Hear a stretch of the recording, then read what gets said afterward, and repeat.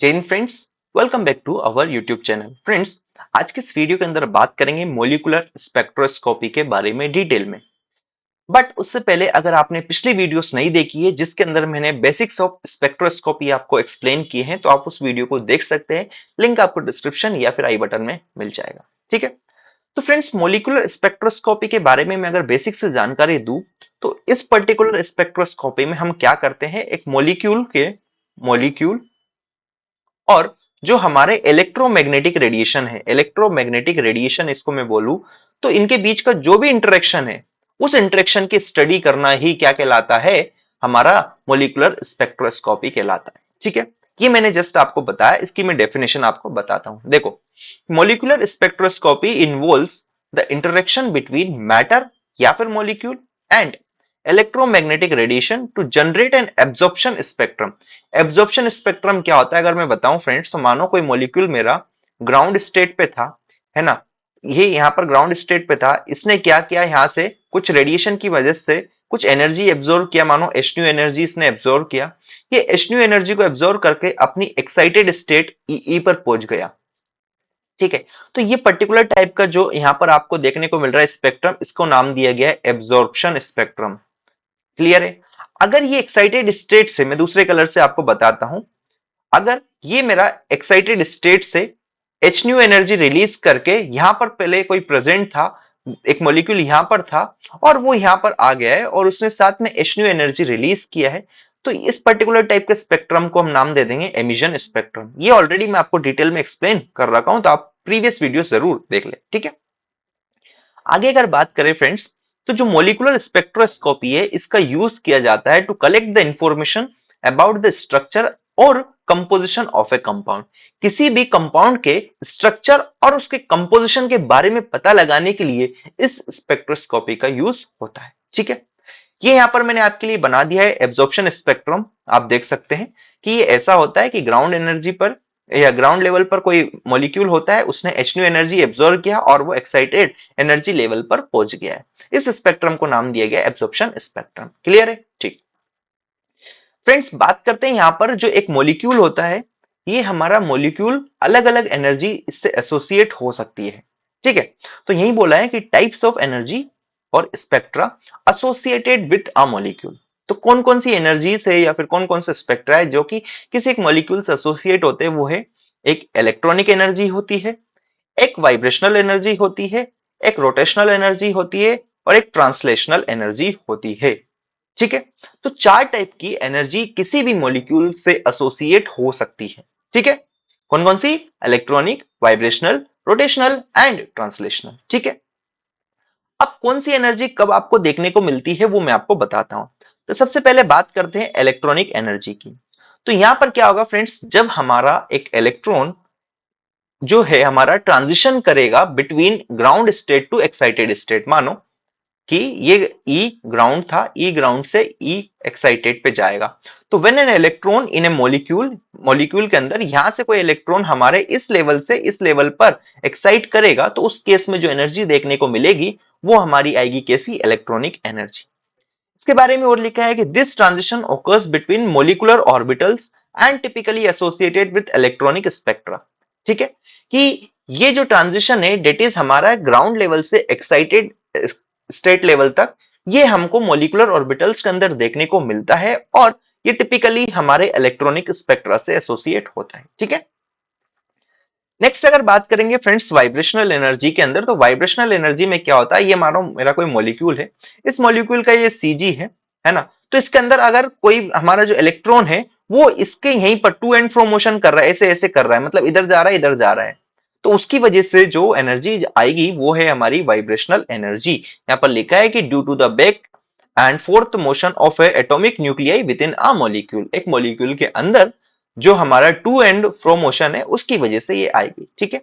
Even अगर पूरा का पूरा हमारा even though nuclei moves, nuclei हमारा अगर मूव कर जाएगा, फिर भी जो मॉलिक्यूल का सेंटर ऑफ ग्रेविटी है वो फिक्स रहता है। ठीक है।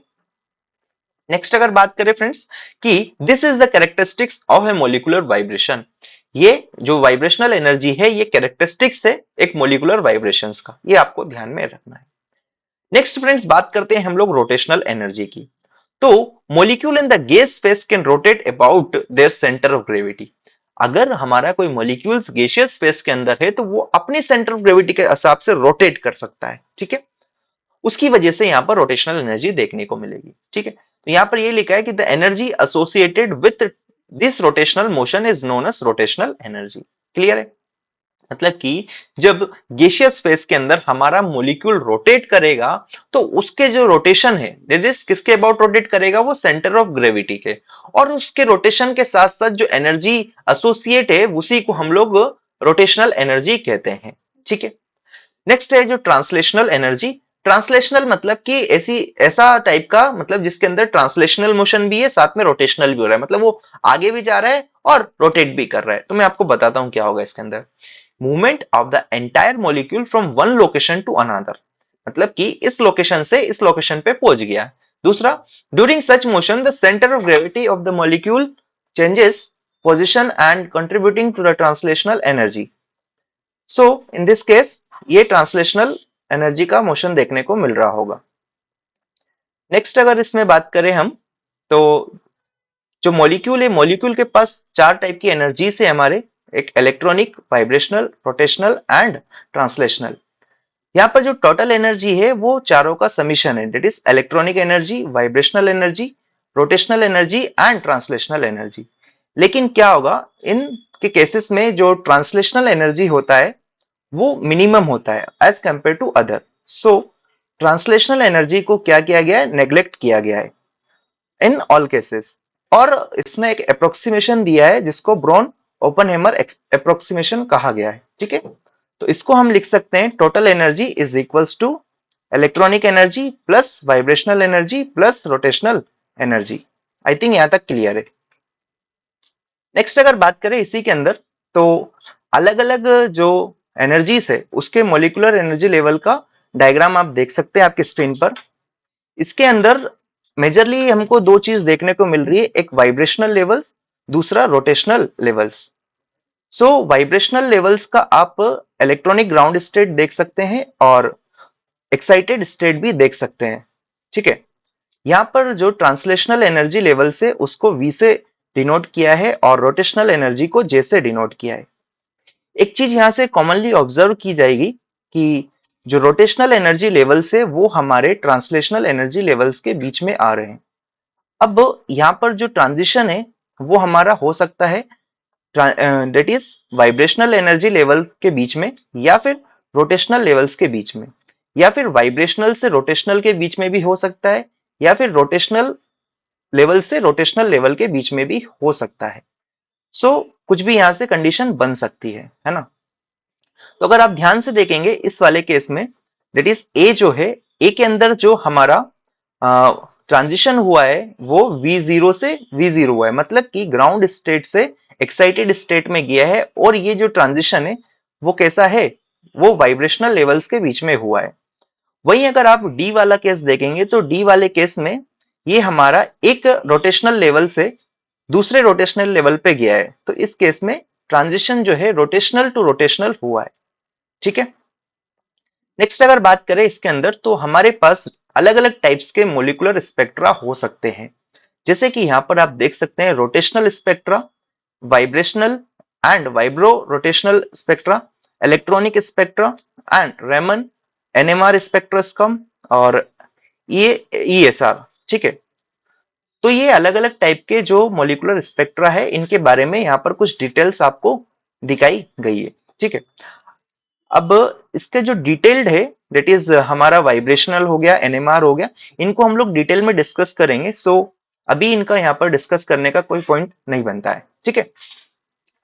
नेक्स्ट अगर बात करें कि आखिर में क्या प्रोसीजर होता है मोलिकुलर स्पेक्ट्रोस्कोपी का, कौन कौन से डिवाइस यूज होते हैं, क्या इसका वर्किंग प्रिंसिपल है ना, तो सारी बातें हम लोग अभी इसमें करने वाले हैं। तो सबसे पहले बात करते हैं कि स्पेक्ट्रोमेट्रिक डिवाइस कौन से यूज होंगे हमारे मोलिकुलर स्पेक्ट्रोस्कोपी के अंदर।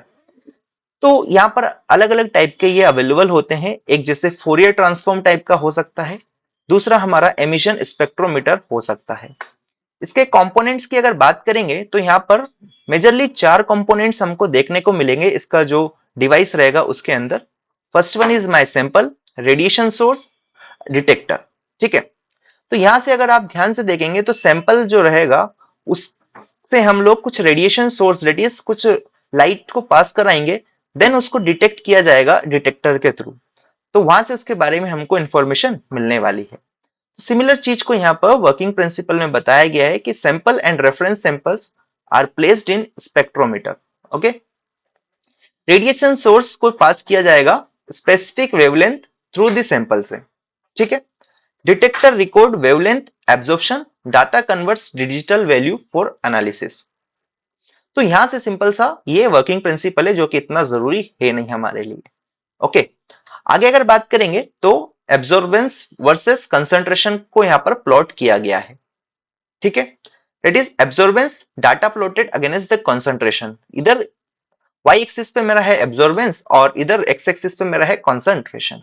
ठीक है, इसका यूज किया जाता है to known concentration of on samples. ठीक है, नेक्स्ट जो है एप्लीकेशन ऑफ मॉलिक्यूलर स्पेक्ट्रोस्कोपी की अगर बात करें कहां कहां पर इसका यूज होता है, तो it is widely used in field of photochemistry, medicine, analytical chemistry and biological analysis के अंदर इसका यूज होता है। किसका? हमारे मॉलिक्यूलर स्पेक्ट्रोस्कोपी का। क्लियर है?